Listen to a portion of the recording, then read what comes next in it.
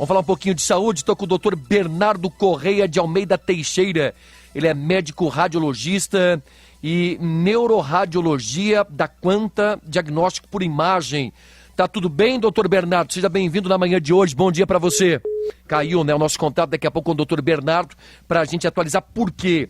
Ressonância magnética, equipamentos de última geração com o uso de inteligência artificial, somados à equipe de médicos altamente especializada. Já fez esse exame exatamente de ressonância magnética? Vai ser o assunto na edição de hoje. Olha, entre os exames de imagem mais avançados para o diagnóstico de doenças e de outras complicações de saúde, a ressonância magnética se destaca, sabe o quê? Como um dos mais preciosos, proporcionando imagens de alta definição de estruturas internas do corpo humano. Já fiz a sua apresentação por aqui, viu, doutor Bernardo? Bom dia para você, tudo bem? Seja bem-vindo na manhã de hoje. Bom dia. Tudo bem, doutor? Tudo ótimo, e você? Vamos falar desse exame, né? Um exame de diagnóstico por imagem que não possui radiação e permite a captação de imagens detalhadas e tridimensionais de forma não invasiva. Exame importante para nós pacientes também, né, doutor? Explica melhor para a gente sobre a ressonância magnética. Sem dúvida. Hoje em dia tem que lembrar que na parte da medicina a gente tem diversos métodos de imagem, né? Alguns envolvendo radiação ionizante, outros não, outros invasivos, outros não, e cada um tem sua indicação precisa, né? Por isso que os médicos também estão bem informados sobre o que eles têm que pedir em cada situação.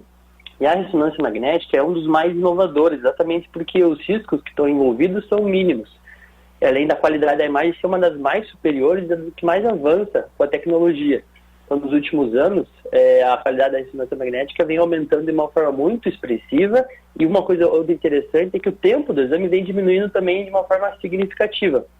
Alguns anos atrás a gente demorava cerca de 1 hora para fazer um exame de ressonância magnética, e isso hoje em dia está aproximadamente 10 minutos, o que é muito mais cômodo para o paciente, muito mais rápido e agiliza também o diagnóstico. Ah, sem dúvida. Por que os médicos pedem a ressonância, hein, doutor Bernardo? Vamos lembrar que a ressonância ela tem a melhor resolução de contraste, que a gente diz. Então, para a gente diferenciar, por exemplo, estruturas de articulações, o músculo, o tendão, o osso, a ressonância magnética consegue fazer isso muito bem. A gente não tem dúvida onde está localizada cada estrutura e se ela está ou não está com doença. Enquanto que, às vezes, outros métodos eles são melhores para ver somente o osso, por exemplo, a tomografia. E o raio-x também poderia ser indicado, mas ele também só vê o osso, mas ele não consegue ver a parte tão bem das partes moles, que seria o músculo e o tendão. Então a ressonância tem essa grande superioridade em relação aos outros métodos.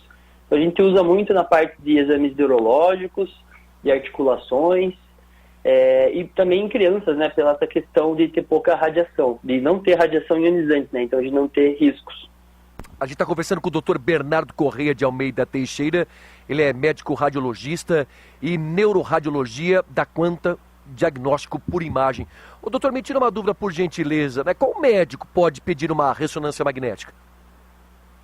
Hoje em dia todos os médicos podem solicitar, né? Mas como é um exame de alta complexidade e de alto custo, normalmente são os especialistas nas áreas que solicitam, né? É um paciente que às vezes já vem, dependendo do quadro clínico, né, que já vem em uma investigação, que não está sendo esclarecida, que não está chegando a uma conclusão, e o médico vê a necessidade de aprofundar a investigação. Então a gente acaba chegando nela como um dos últimos métodos antes de ter que ir para alguma coisa mais invasiva, como por exemplo uma biópsia, algo que teria mais riscos para o paciente. Então lembrando aí que o único risco da ressonância seria que a gente eventualmente pode fazer uso do contraste endovenoso, mas também ele seria como se fosse uma punção de acesso para fazer coleta de exames de sangue. Só que a gente injeta uma quantidade bem pequena de contraste, que isso melhora a qualidade das imagens. É esse contraste que eu tenho alergia, viu, doutor? Eu fui fazer exatamente um exame, foi aqui no hospital, né, que na linha verde, Hospital Vita, e aí, com a utilização do contraste, eu percebi que algo, né, não estava muito certo no meu organismo. Mas logo quando tiver ali, na verdade, trabalho exatamente dos médicos, e aí acabei utilizando ali o medicamento para que pudesse controlar tudo aquilo ali, viu, doutor?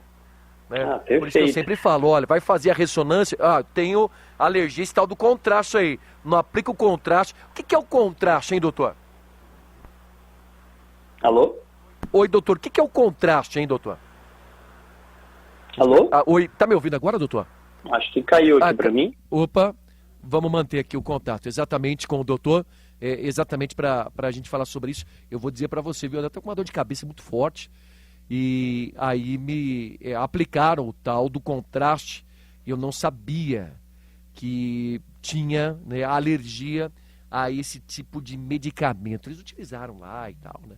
E aí, rapidamente, eu falei, olha, o corpo começou a esquentar mais do que no normal. E aí, logo depois, aplicaram um medicamento e aí, sem dúvida nenhuma, a situação ficou depois mais controlada. Você me ouve agora, doutor Bernardo? Agora sim. Agora sim. Ah, você estava falando do contraste, viu, doutor? Eu vou dizer para você, descobri que eu tenho alergia ao contraste. Para que serve a utilização do contraste, hein, doutor? Tá perfeito. Esse é um tema bem importante para os pacientes até estarem bem cientes disso.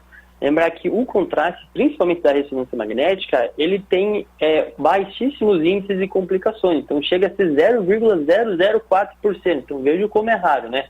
E quando acontece, seria basicamente urticária, né? Aquele vermelhidão pelo corpo. É muito incomum hoje com os contrastes disponíveis atualmente, né? Que já fazem décadas que estão melhorando, a gente tem uma reação grave. Lembrar que isso é diferente da tomografia. A tomografia é um pouco mais comum ter essas reações alérgicas. Então, um paciente que já é alérgico, a gente também tende a preferir a ressonância porque o contraste é mais seguro. Eu vou dizer para você, né? Na hora que... se aperta, na verdade, um botãozinho para lançar o contraste, e aí, depois disso, eu falei, olha, não estou me sentindo muito bem. E, obviamente, os médicos foram, e aí aplicaram uma medicação e depois controlou. É aquilo mesmo, o corpo começou a ficar mais vermelho, coceiras foram aparecendo, mas logo foi controlado. Descobri que eu tenho alergia a esse tipo de medicação, viu, doutor? Mas avisei. Então, toda vez que eu passar por uma ressonância, eu tenho que avisar, ó, não utilize o contraste, que eu tenho problemas a esse tipo de medicamento, viu? Mas logo foi de boa, foi tranquilo. Ô, doutor, me tira uma dúvida. Algum risco para fazer uma ressonância magnética? Eu tenho algum problema, eu sofro algum risco para fazer esse tipo de ressonância, a utilização desse equipamento hoje, doutor? Então, vamos lembrar que a ressonância magnética, ela tem um campo eletromagnético ao redor dela. Então é um equipamento que ele é muito sensível, ele pode interferir com qualquer material metálico que esteja próxima dela. Por isso que a sala da ressonância magnética é um ambiente altamente controlado. Então a gente tem que lembrar disso, porque as clínicas estão preparadas, né, os hospitais, para fazer esse tipo de triagem, mas por isso que vai ser feito um questionário para saber se você porta algum material metálico, algo que não possa entrar em contato com a ressonância. Então esse seria o principal problema, né? Por exemplo, alguns marca-passos de modelos mais antigos, eles não podem entrar na ressonância magnética. Os mais recentes, de uma forma geral, quase todos podem ser feitos uma calibragem para que ele possa entrar na ressonância magnética.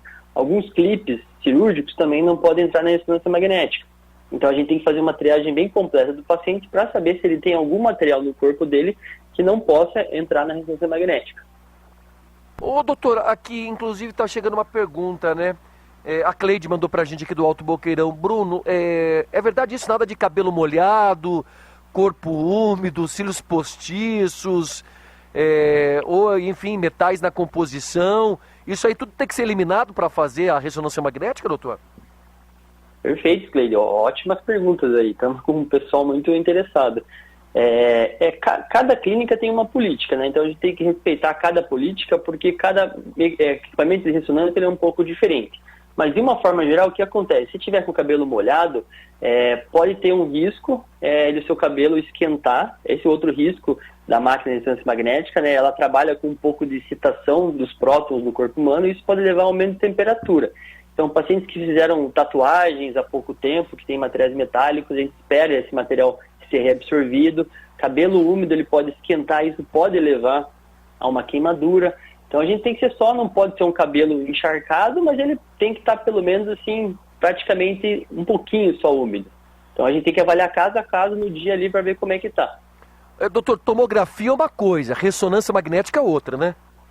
Isso, a tomografia, apesar de parecer semelhante à máquina, a tomografia é uma máquina menor, né?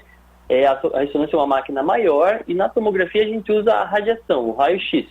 Então, apesar de ser índices muito baixos, né, o risco é muito insignificante num único exame, ela é um exame direcionado para melhor visualizar principalmente a parte óssea e pacientes que estão numa situação de urgência, né? Porque é um exame muito rápido, demora cerca de 2, 3 minutos para a gente fazer um exame completo.